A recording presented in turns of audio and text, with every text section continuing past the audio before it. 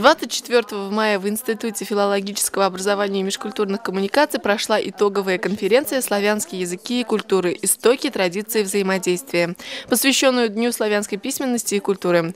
Как известно, этот день отмечается в стране как праздник, объединяющий родственные славянские народы.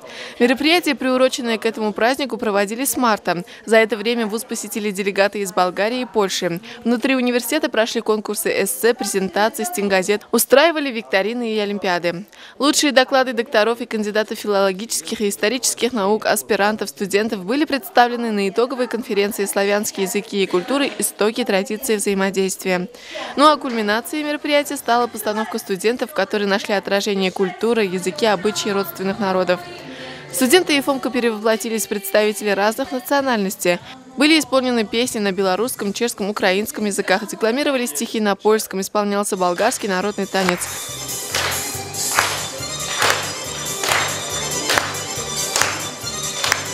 Зрителей поразило то, насколько хорошо студенты-словесники изучили родственные языки. Гости мероприятия признали, что наш вуз не перестает удивлять своим творческим подходом к любому делу.